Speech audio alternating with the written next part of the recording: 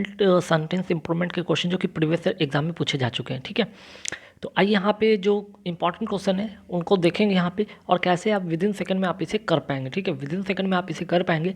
मैं आपको यहाँ पे रूल्स सिखाऊंगा, आप उन सारे रूल्स को आप नोट कर लेंगे। तो यहाँ पे फर्स्ट क्वेश्चन पे आते हैं। फर्स्ट क्वेश्चन में क्या कि he does not laugh nor he smiles. इस क्वेश्चन को करने से पहले एक चीज़ आप रूल नोट कर लें, क्या कि यहाँ पे मैं 2 3 4 वर्ड लिखवा रहा हूँ, उसे आप नोट कर लें। जैसे यहाँ पे आपको लिखा है नॉर, फिर मैंने लिखा है यहाँ पे ओनली, बाय लिखेगा है। ठीक है, नॉर, ओनली, बाय, नेवर। उसके बाद आप लिखेंगे स्कार्सली, स्कार्सली, हार्डली। ठीक है, स्कार्सली हो गया, हार्डली हो गया, सेल्डम नोट कर लें। ठीक है, तो ये जो कुछ वर्ड आपको मैं सिखाया, अगर अगर ये वाक्य के या सेंटेंस के शुरू में आए तो जो सेंटेंस होगा उसका जो ऑक्सिलरी वर्ब होगा, ऑक्सिलरी वर्ब किसके पहले होगा, वो सब्जेक्ट के पहले होगा। ठीक है, he does not laugh nor he smiles. यहाँ पे एक चीज़ देखेंगे, नॉर से शुरू हो रहा है, नॉर से शुरू हो रहा है। अभी मैंने बताया कि अगर इन सारे वर्ड से, इन सारे में से किसी एक वर्ड से अगर सेंटेंस स्टार्ट होता है या सेकंड क्लॉज भी स्टार्ट होता है, तो जो सब्जेक्ट के पहले क्या आएगा, ऑक्सिलरी वर्ब आएगा। ठीक है, मीन्स कि जो इसके बाद यहाँ पे देख रहे हैं ये क्या है, सब्जेक्ट है, तो सब्जेक्ट के पहले, इसके पहले कोई ऑक्सिलरी वर्ब होना चाहिए। ठीक है, इसमें नहीं है, नॉर ही स्माइल्स। यहाँ पे ये चीज़ एरर है, यहाँ पे इसको आपको सुधारना है, मीन्स कि इम्प्रूव करना है। मीन्स कि नॉर के बाद क्या लगना होगा, यहाँ पे ऑक्सिलरी वर्ब। तो नॉर के बाद क्या होना चाहिए, ऑक्सिलरी वर्ब। आपको यहाँ पे डज दिख रहा है, आप इसे टिक करेंगे। ठीक है, nor, only, by, never, scarcely, hardly, seldom.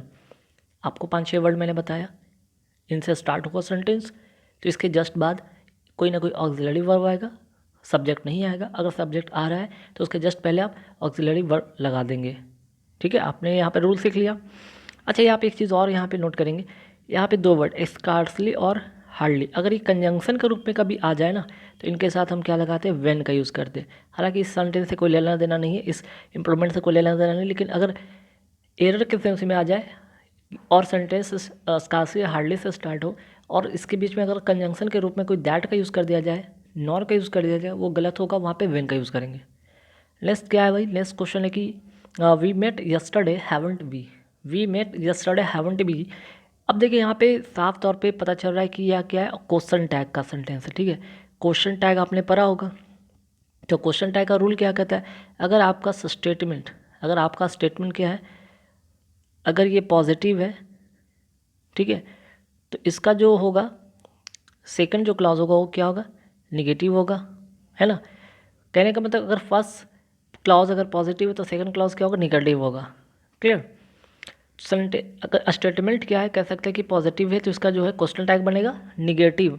अगर ये सेंटेंस, अगर आपका स्टेटमेंट अगर आपका निगेटिव रहेगा, मान लीजिए थोड़ा देर के लिए कि अगर ये सेंटेंस स्टेटमेंट आपका अगर ये निगेटिव होता तो क्वेश्चन टैग क्या बनता, पॉजिटिव। ठीक है, बस ये 2 रूल आप याद रखेंगे, sentence positive, question tag negative, sentence negative, question tag positive. ठीक है, ये तो आपको क्या दिख रहा है, पॉजिटिव दिख रहा है, तो आपका जो होगा क्वेश्चन क्या होगा, जब भी होगा तो निगेटिव है। ठीक है, यहाँ पे निगेटिव भी है, लास्ट में क्वेश्चन मार्क होगा, ये भी सही है। आपको 3 चीज़ ध्यान रखना है, स्टेटमेंट पहले तो ये देख रहे हैं कि पॉजिटिव है, ठीक है, तो क्या इसका जो उस क्वेश्चन टैग है वो नेगेटिव है, तो हाँ यहाँ पे नॉट लगा हुआ है ना, तो निगेटिव है। ठीक है, इसके बाद लास्ट में क्वेश्चन मार्क है तो हाँ है। अब सवाल ये होता है कि यहाँ पे देख रहे हैं कि मेट लिखा हुआ है ना, मेट मतलब वी टू का मतलब पास्ट का मतलब डिडंट वाला होगा, डिडंट वी। ठीक है, डिडंट वी होगा। तो हम थर्ड पे आते हैं कि she could not help but laugh. यहाँ पे क्या इंप्रूव करना होगा, तो पहले आप 2 4 5 वर्ड मैं आपको लिखवा रहा हूँ, वो आप नोट कर लें। जैसे कि कैन नॉट हेल्प, ठीक है, can not help, it is no use, worth, उसके बाद admit, avoid, delay, mind, deny, detest, enjoy. तो सारे जितने वर्ड, जैसे कैन नॉट हेल्प की बात कर लिए, इट इज़ नो यूज़ की बात कर लिए, वर्थ की बात कर लिए, एडमिट की बात कर लिए, अवॉइड की बात कर लिए, delay, detest, deny, mind, enjoy. तो ऐसे में इनके बाद कोई भी वर्ब आता है तो वर्ब क्या होगा, इन सभी के साथ क्या हो जाएगा, वर्ब का फोर्थ फॉर्म हो जाएगा। ठीक है, क्या हो जाएगा, वर्ब का फोर्थ फॉर्म हो जाएगा। मीन्स कि देख रहे हैं यहाँ पे कुड नॉट हेल्प है। ठीक है, कैन नॉट हेल्प के जगह पे कुड नॉट हेल्प किया गया, पास्ट में लिखा गया, इसको कोई फ़र्क नहीं पड़ता। कैन नॉट हेल्प के बाद क्या आना चाहिए यहाँ पे, इसके अलावा यहाँ पे वर्ब का फोर्थ फॉर्म आना चाहिए, तो क्या होगा, लाफिंग हो जाएगा। चलिए आगे बढ़ेंगे। The world is being faced with a crisis. देखिए यहाँ पे इस सेंटेंस से देखने से पता चला कि पैसिव फॉर्मेशन में, अगर पैसिव फॉर्मेशन में बात करें तो इसका कोई अर्थ निकलता नहीं कि the world is being faced with a crisis. ठीक है, एक क्राइसिस की बात किया गया कि क्राइसिस फेस कर रहा है वर्ल्ड को, ऐसा नहीं होता है। ठीक है, the world is being faced with a crisis. Crisis world को नहीं फेस कर रहा है, वर्ल्ड क्राइसिस को फेस कर रहा है ना, तो ये सेंटेंस एरर हो जाएगा, गलत हो जाएगा।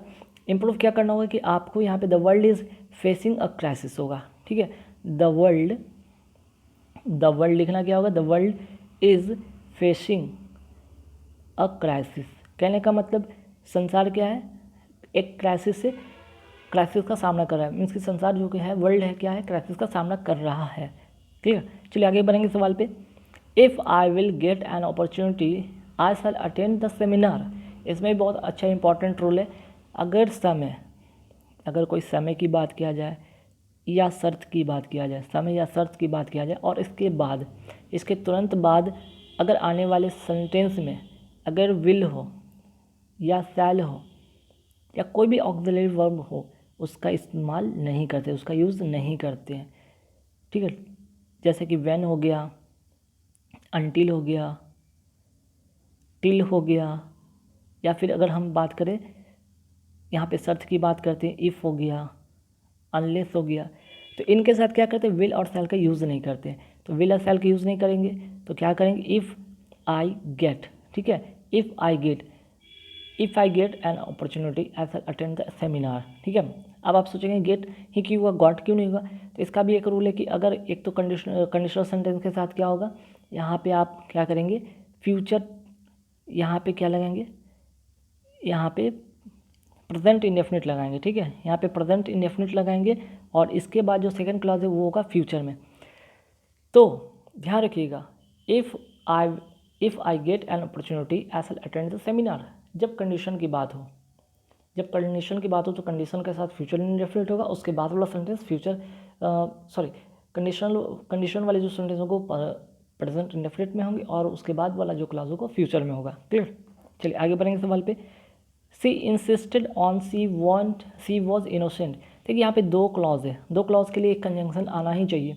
ठीक है, आना चाहिए, तो यहाँ पे कनेक्टिविटी के तौर पे हम क्या यूज़ करेंगे, दैट का तो यूज़ करेंगे। ठीक है, दैट का यूज़ करेंगे, तो सी इंसिस्टेड होगा। ठीक है, इंसिस्टेड ऑन नहीं होगा, यहाँ पे दैट अगर यूज़ करेंगे तो ऑन नहीं यूज़ करेंगे। ठीक है, क्योंकि अगर ऑन करेंगे तो इसके बाद का जो सेंटेंस होगा वो स्ट्रक्चर बदल जाएगा, सी इंसिस्टेड ऑन हर इनोसेंस हो जाएगा। क्लियर, वहाँ पे ये चीज़ नहीं करेंगे तो यहाँ पे कनेक्टिविटी के तौर पे दैट करेंगे और इंसिस्ट के साथ यहाँ पे कोई प्रीपोजिशन आएगा नहीं। She insisted that she was innocent. Clear, तो क्वेश्चन में छठा समझ में आ गया कि सी अगर यहाँ पे एक तरह से कह सकते हैं, यहाँ पे दो क्लॉज को कनेक्ट किया गया है दैट से, और दैट के पहले यहाँ पे कोई भी आप प्रीपोजिशन का यूज़ नहीं करते हैं। ध्यान रखिएगा, क्लॉज के पहले कोई कनेक्ट होगा, दैट का कनेक्टिविटी हो रहा है, उसके पहले कभी भी कोई यहाँ पे प्रीपोजिशन का यूज़ नहीं करेंगे। क्लियर, नेक्स्ट जो क्वेश्चन है कि the other shook their heads and made वेग नॉइजेस ऑफ अप्रूवल। अब यहाँ पे ध्यान दीजिएगा, यहाँ पे क्या हो रहा है कि the other their heads and made वेग नॉइजेस, है ना।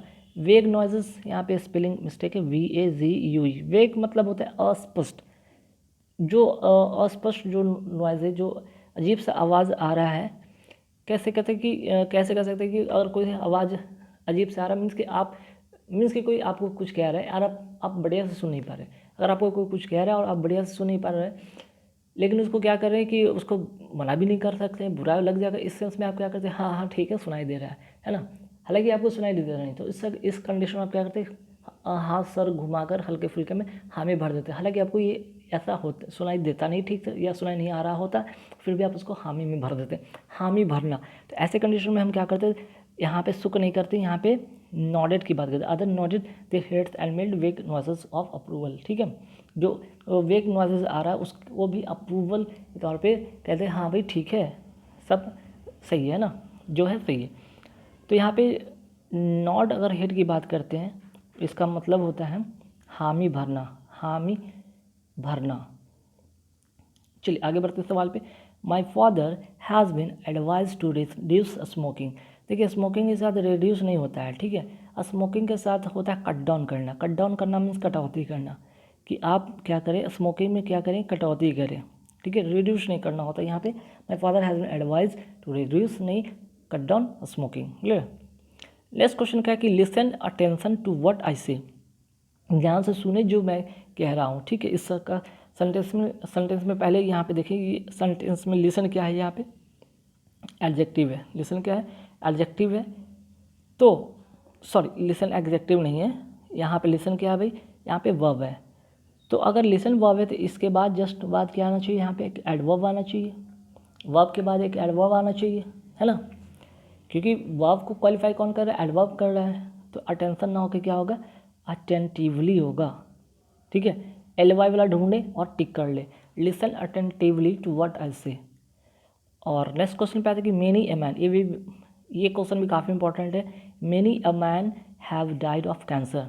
तो देखिए डाइड के साथ तो याद रखिएगा यहाँ पे प्रीपोजिशन होता है फिक्स, एक तो मैंने सिखाया था डाई ऑफ, ठीक है, डाइड के साथ फिक्स प्रीपोजिशन लगता ही लगता है, ये तो दिमाग में रखें। दूसरी एक चीज़ और ध्यान रखिएगा, मेनी ए का एक रूल है कि मेनी ए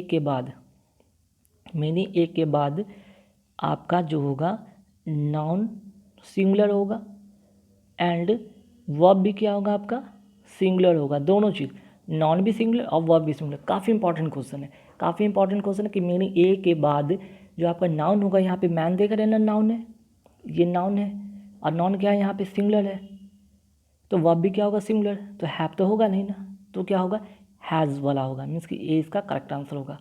तो गाइस कैसे लगे यहाँ पे सेंटेंस इंप्रूवमेंट का 10 इंपॉर्टेंट क्वेश्चन था और 10 रूल यहाँ पे आपने सीखा। आपको किसी भी सेंटेंस में अगर किसी भी रूल में स्पष्ट नहीं जानकारी मिल पाई हो या फिर आपको स्पष्ट चीज़ें नहीं समझ में आया हो, आपको यहाँ पे क्लियर नहीं हो पाया हो, तो आप कमेंट बॉक्स में कमेंट करके पूछ सकते हैं। और जितने भी मैंने 10 क्वेश्चन बताए 10 में रूल आप ज़रूर नोट कर लेंगे। एक एक रूल अगर आप अभी से नोट डाउन करते रहेंगे टिल एग्ज़ाम तक आपके पास काफ़ी सारे रूल होंगे और मैं समझता हूँ कि आपका कोई भी क्वेश्चन छूट नहीं पाएगा। तो गाइस इस वीडियो में इतना ही रहेगा, नेक्स्ट वीडियो में मैं फिर से लेकर आऊँगा नए क्वेश्चन के साथ। Thank you very much.